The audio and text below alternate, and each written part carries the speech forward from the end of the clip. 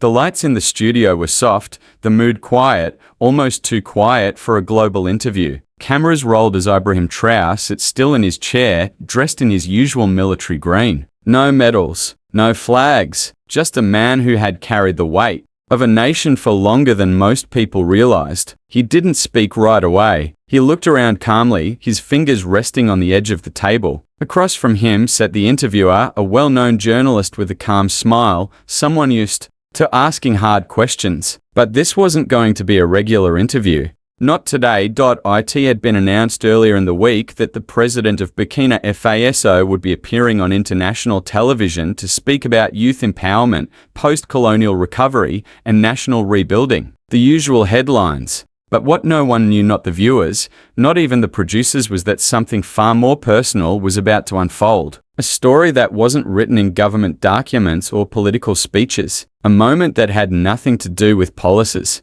and everything to do with being human. The host began with a few warm-up questions, asking about education reforms and the efforts to bring electricity to remote villages. Ibrahim answered simply, directly, without the charm of a politician but with the honesty of someone who had seen real struggle. The world knew him as a fighter, a man who stood up to foreign powers, who walked among his people without fear. But there was something different about him today. His voice was steady, but his eyes seemed far away, as if they were carrying something deeper, something unspoken. Then came the pause. The host reached for a thick envelope resting off to the side. It was cream-colored, sealed with a gold emblem. The Vatican seal. He looked up at Ibrahim. "This arrived for you," he said. "From Rome. From Pope Francis." Ibrahim's eyes shifted. His face didn't change much, but his hands moved slightly on the table. The host explained that it was a personal letter, not a statement from the church, not a political message, just words written from one man to another. A request had been made. The letter could be read aloud, but only if Ibrahim allowed it. For a long moment, there was silence. Not a single sound from the crew, no rustling papers, no whispered directions through earpieces, just stillness. Then Ibrahim nodded. "Go ahead," he said, almost too softly to hear. The envelope was opened carefully, as if it held something sacred. And as the first lines were read aloud, something began to shift in the air. This wasn't going to be about politics. This wasn't about power. This was about something far more fragile. A leader was about to be seen not as a president, but as a person. And the world, watching from behind their screens, was about to witness a kind of strength that no army could ever show.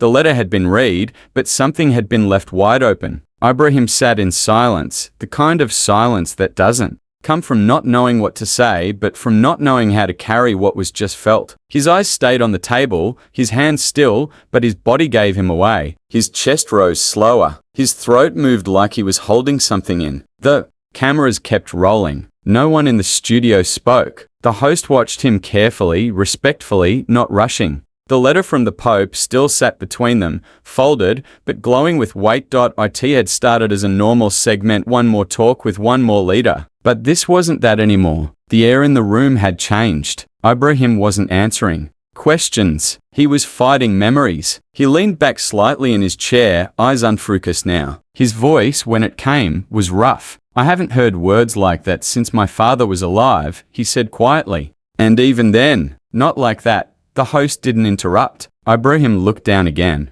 "I was 13 when I last saw him. He was taken in the middle of the night. They didn't even knock." His hands rubbed together slowly. "After that, I didn't speak for days, weeks. I just sat. And then one day I stood up and started leading. That was the problem. He'd never had time to be anything else. Not a son, not a child, not a boy who missed his dad. He'd gone from running barefoot to running a country. No one ever asked what that does to someone. No one ever gave him permission to stop and feel what had been taken from him. Until now." The host nodded gently, saying nothing, just listening. Ibrahim looked up at the lights above the set. "They always expect us to be strong," he said. "They see the jacket, the title, the speeches, but they don't know how heavy it all is when the camera shuts off." He leaned forward a little, his elbows on the table now. "When I read the first few lines of that letter, it was like someone had followed me into all the quiet places I've hidden." He looked at the camera for the first time since the reading. "Do you know how strange it feels to be seen by someone you've never met? Not for what you've done, but for what you've lived through." His eyes blinked quickly. He was losing the fight to stay composed, but he didn't care anymore. His voice dropped. I remember this one night. I was 15. There was fighting in the next village. My mother was trying to stay strong, but she was scared. She told me to take my younger brothers and hide in the bush. We walked for 3 hours in the dark. No shoes, no light. I held my brother's hand so tight I left marks. I told him not to cry. I told him we'd be safe. But inside, I was shaking. I was just a child pretending to be a soldier. He paused. And the next morning, I walked back to the village like a man. People started calling me leader from that day. He gave a small laugh that didn't sound like joy. But I was just a scared boy who did what he had to do. The room stayed silent. No one moved. The cameras didn't cut. It was clear now that this wasn't about a letter anymore. It was about everything the letter had touched. Pain, grief,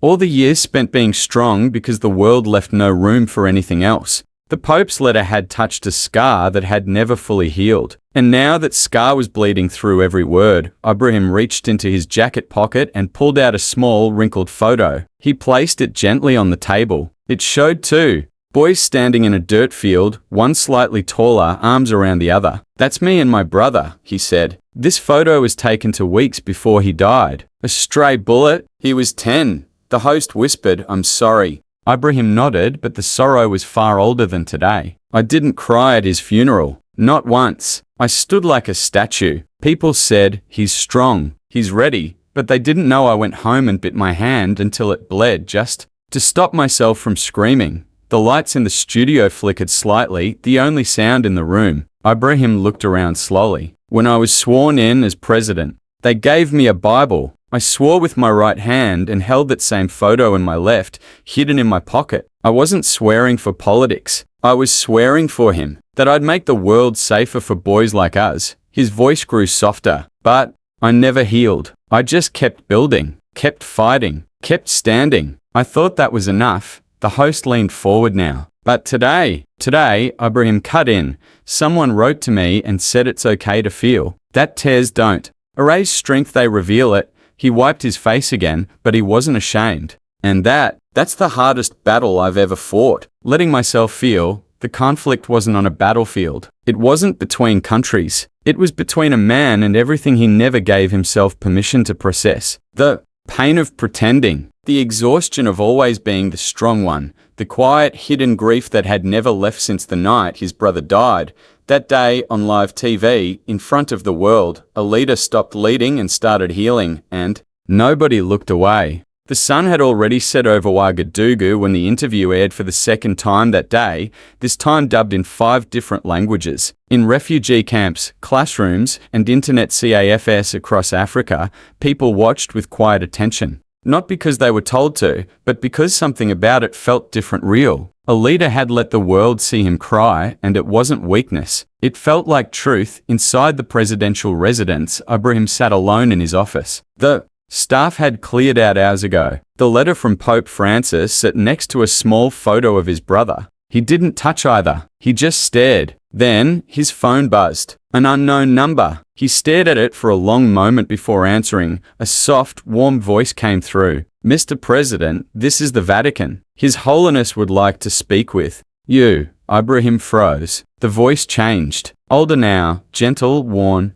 "Ibrahim," the Pope said quietly, "you allowed the world to see you as a man. That takes more strength than anything else." Ibrahim closed his eyes. "Your letter. It opened a door I had locked for a long time." "I know," the Pope replied. "I've locked doors too, but what matters is the ones we open for others." There was a pause. Neither of them rushed the moment. Then the Pope asked, "Would you do something for me?" Ibrahim waited. "I want you to go to the children. Not with speeches or banners. Just your story. Just you." The line went quiet. Ibrahim nodded, though the Pope couldn't see it. "I will." The very next day, Ibrahim cancelled his usual meetings. No press release. No photographers. He left the palace with only 2 people and drove 2 hours north, past villages and broken roads, until he reached a dusty primary school with faded paint and half a roof. Children sat under a tree, using their laps as desks. When they saw the president's truck, they froze. Teachers stepped out, confused. But when Ibrahim got out without his jacket,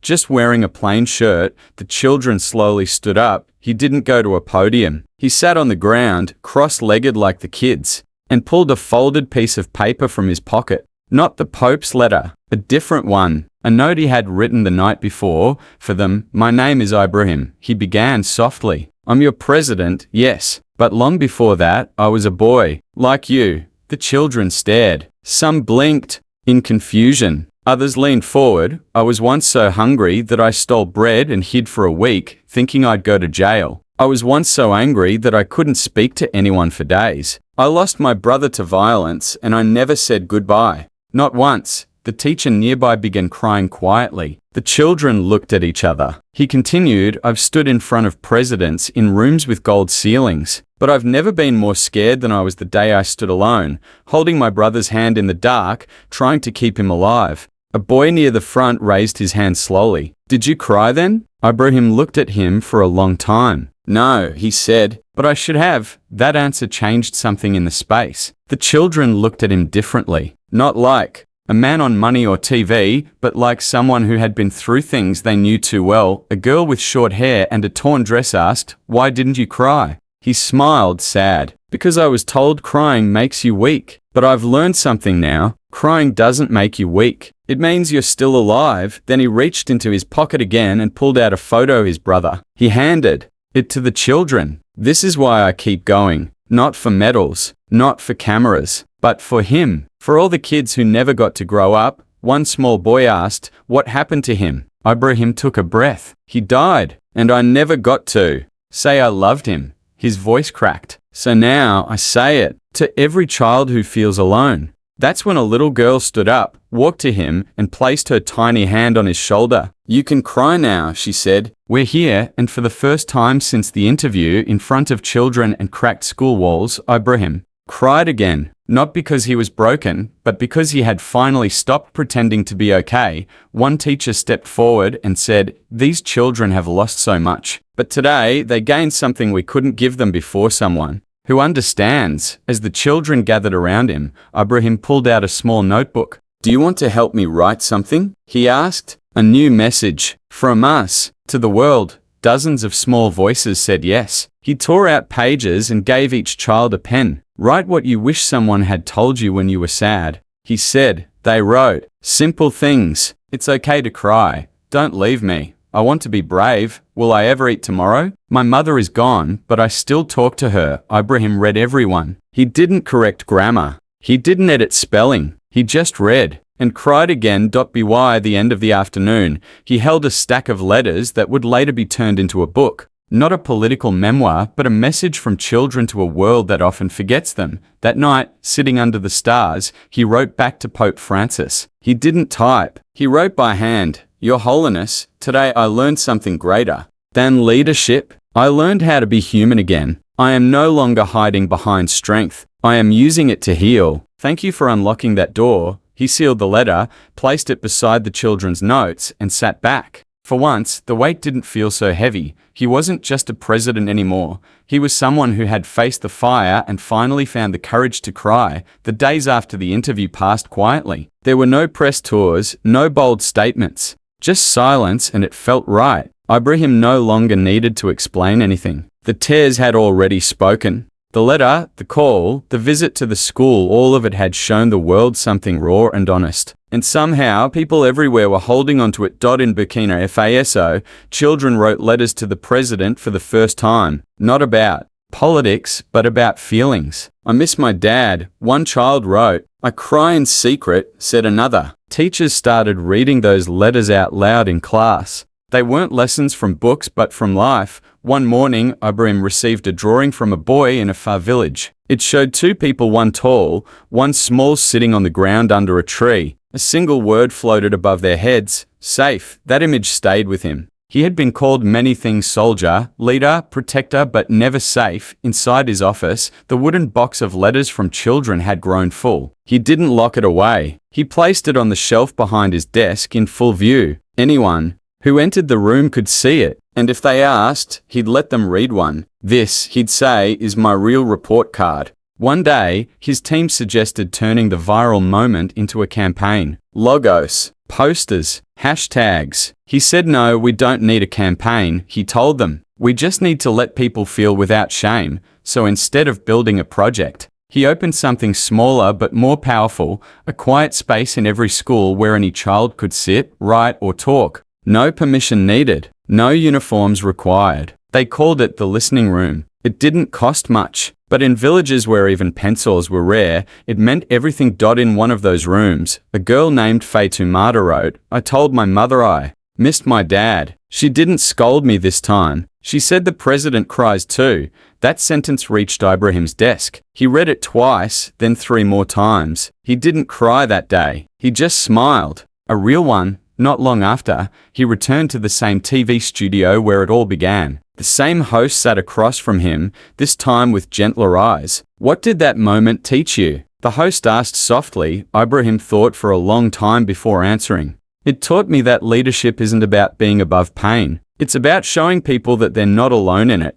He reached into his pocket and pulled out a tiny folded paper, the drawing of the 2 people under the tree. "I carry this now," he said, "because I want to remember what matters when the cameras are off." The host nodded but didn't speak. Neither did the audience, because this wasn't a show anymore. It was a closing chapter to something real. When the segment ended, Ibrahim didn't leave right away. He stayed in the dressing room, watching the city outside the window. The sun was setting behind the buildings. A little orange light filled the room. He thought about his brother, about the school children, about the Pope's letter. He whispered quietly, "Thank you." No one heard it, but that was fine. Before heading out, a staff member entered with a package, no label, just a small box. Inside was a letter written in simple handwriting. It read, "Mr. President, when you cried, my father finally told me about the day he lost his sister. We sat in silence. Then he cried too, and I didn't feel alone anymore. Thank you." Ibrahim folded the letter,